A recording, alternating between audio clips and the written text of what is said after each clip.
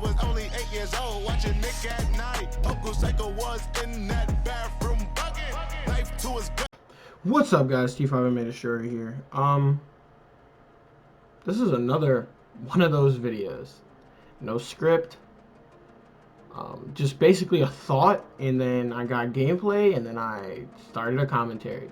So I got some Far Cry 5 gameplay in the background, mostly because this video isn't necessarily about Fortnite, but it's kind of the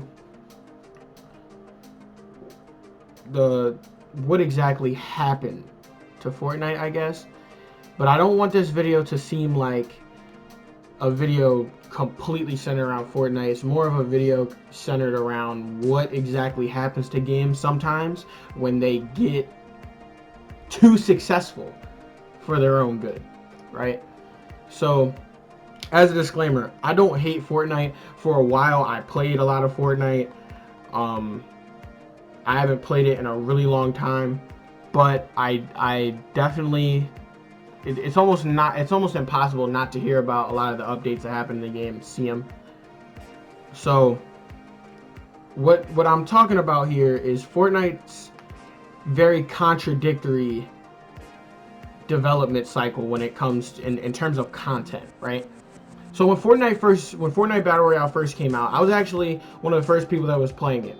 I actually bought the Save the World version of Fortnite so that I could play the Battle Royale portion early. I played both versions of the game. I like both versions of the game. It's just not really, it's been probably 2 years since I've really been into Fortnite, or a year and a half. People change. It doesn't really appeal to me as much anymore as it did, and mostly because of what I'm about to tell you, what I'm about to explain. So Fortnite, for the most part, the gunplay is pretty casual due to bloom on a lot of the rifles and the SMGs.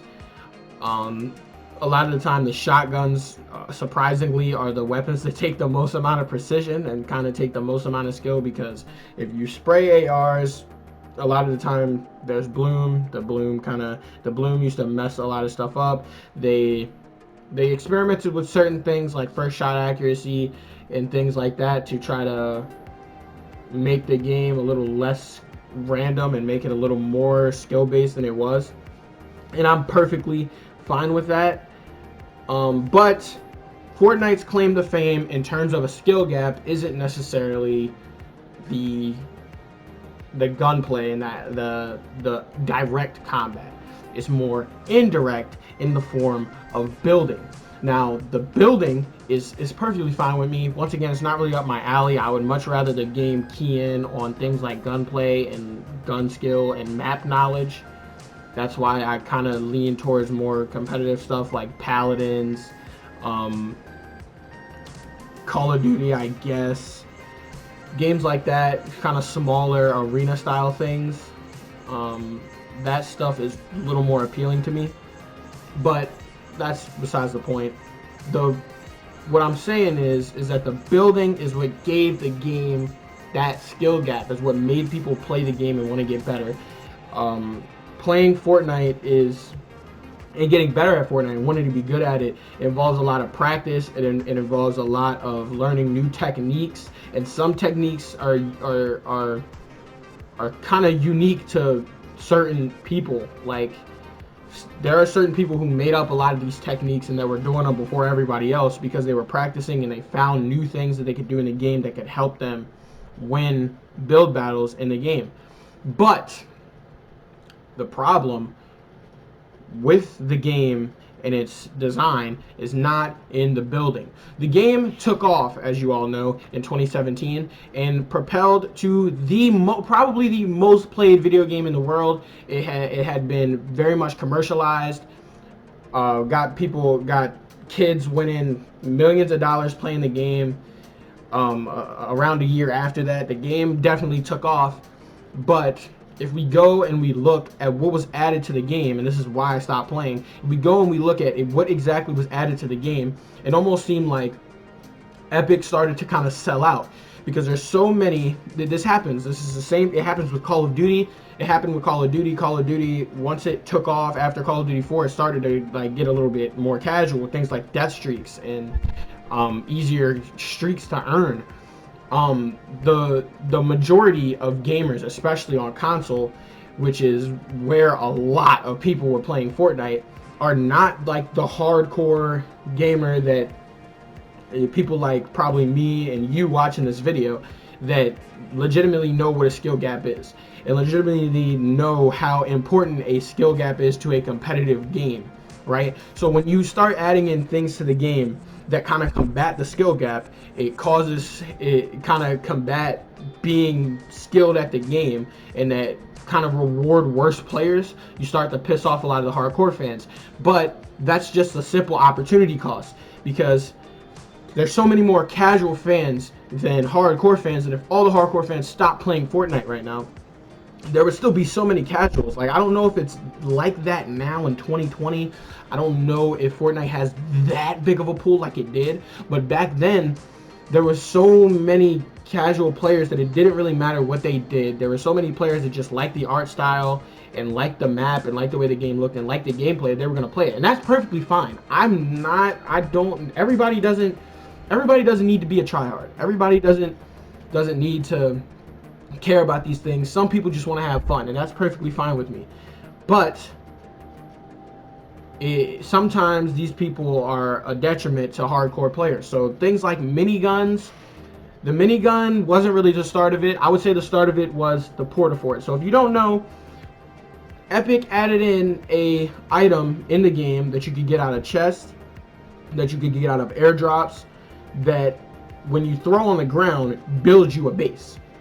So not only does this combat the skill gap of the game, it caused the game to be a little bit more campy, because a lot of bad players would get these Portaforts in chest or kind of early on in the game, and they would just basically throw it down, sit there until the zone moves, and maybe they'll find another one and then throw another one down and sit there until the zone moves. And even some good players were using it to their advantage, which is what good players do. You use items in the game to your advantage. You run out of mats, you throw one down. If you start losing a build battle, if someone's outbuilding you, you throw one down and you automatically have the high ground. I can't necessarily explain to you the importance of the high ground in Fortnite unless you've played the game. A lot of battles, you need the high ground. If you have the high ground, if you start the battle with the high ground, if you end the battle with the high ground is one of the most important things in any fight in the game of Fortnite. I would imagine most really good players would tell you that. Anyway, they started to add in these little things, like the minigun is it's a minigun, obviously. It's a huge Gatling gun that runs off of the most common ammo in the game, which is light ammo. And it just, you can get 1,000 rounds worth of light ammo after maybe 2 or 3 fights. And once somebody starts building, you just start spraying their building with this minigun, and sometimes you hit them, you're gonna hit them a little bit. You know, it's just combating the building. If you're a good player and you start building on someone who's not as good of a builder as you, they can just start spraying your building with 1,000 rounds of light ammo. You're just wasting materials, and it's just it's saving them. Kind of, it's like, I was gonna kill you, I was definitely gonna get the high ground, and I was definitely gonna smack you, but now you have this minigun and you're just spraying, right? So those are just 2 examples. There's other ones like mechs, the ballers. I'm pretty sure there's a boat in the game for a little bit. There are other examples, but what I'm saying is that, like, speaking to a developer, I feel as though when you have a vision, I feel like Epic had a vision for their game. They had this vision where the skill gap was going to be building, and everyone was going to love building and finding new ways to build and editing, and everyone was going to do these things. And once the player base got so huge that it didn't really matter anymore, and a lot of the players in the game just weren't.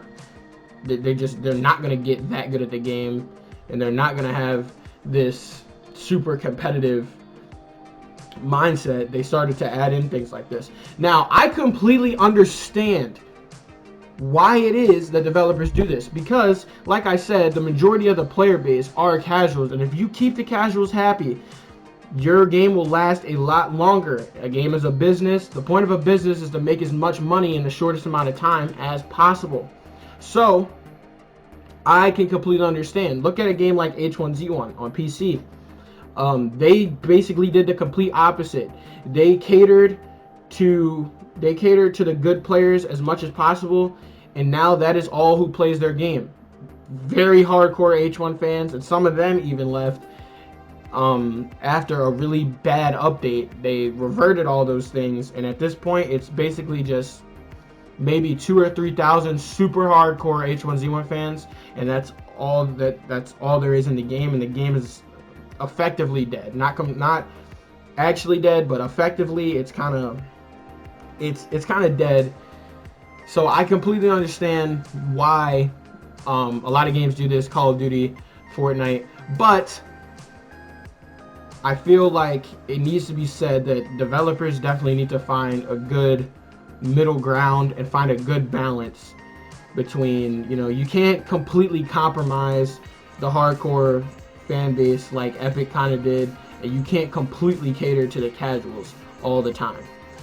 It is very difficult, but that is basically the topic of this video. I hope you guys enjoyed. If you disagree with me at all, feel free to put it in the comments. I love having conversations with you guys. Maybe you can change my mind. Maybe Fortnite is the best game and they have the greatest development cycle, and everything they've added in the game is complete genius. But that's all I got for you guys today. Peace out. Hope you enjoyed. Like and subscribe, because apparently when you say that, more of that happens. Apparently. I'm not entirely sure.